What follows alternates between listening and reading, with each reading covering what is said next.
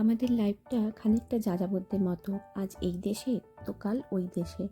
তাই বেশি কিছু প্রয়োজনীয় বা দামি জিনিস কিনতে খুব গায়ে লাগে, কারণ আমরা যখন এক জায়গা থেকে অন্য জায়গায় যাই তখন এই জিনিসগুলো তো আর আমরা বয়ে নিয়ে যেতে পারি না, তাই এখানেই ফেলে দিয়ে যেতে হয়। তাও অনেক দিন ধরেই ভাবছিলাম একটা এয়ার ফ্রায়ার কেনার কথা, তাই কিনে নিলাম একটা এয়ার ফ্রায়ার।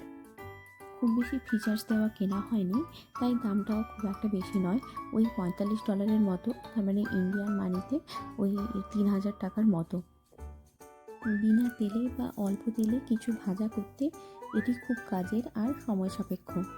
খুবই সিম্পল ফিচার্স, টাইমার সেট করা আর টেম্পারেচার সেট করা, এই দুটো ফিচার্সই এর মধ্যে আছে। যারা ওয়ার্কিং ওমেন আর বাড়ির কাজও নিজের হাতে সব কিছুই করতে হয়, তাদের ক্ষেত্রে এইসব জিনিস খুবই উপকারী। এয়ার ফ্রায়ারটা সেট করে নিয়েছি, তাই ভাবলাম আজকে ডিনারটাও এই এয়ার ফ্রায়ারেই বানিয়ে ফেলি। একটা চিকেন লেগ পিস নিয়েছি আর তাতে টক দই আর কিছু মশলা যেমন আদা রসুনের পেস্ট, হলুদ গুঁড়ো, লঙ্কা গুঁড়ো, ধনে জিরে গুঁড়ো, গোলমরিচ গুঁড়ো, গরম মশলা, লবণ আর 1 চামচ তেল মিশিয়ে ম্যারিনেট করে এয়ার ফ্রায়ারের প্লেটে অ্যালুমিনিয়াম ফয়েল লাগিয়ে 30 মিনিট 350 ডিগ্রি সেট করে রেখে দিলাম। মাঝে ওই 15 মিনিটের দিকে আমি একবার চিকেন পিসটাকে উল্টে দিয়েছিলাম, তো 30 মিনিট পরে এই হলো রেজাল্ট। তন্দুরি চিকেন রেডি, আর সঙ্গে বানিয়ে নিলাম কর্ন স্যালাড। এই ছিল আমাদের আজকের ডিনারের মেনু। ভিডিওটি কেমন লাগলো অবশ্যই কমেন্ট করে জানাবেন। Thanks for watching.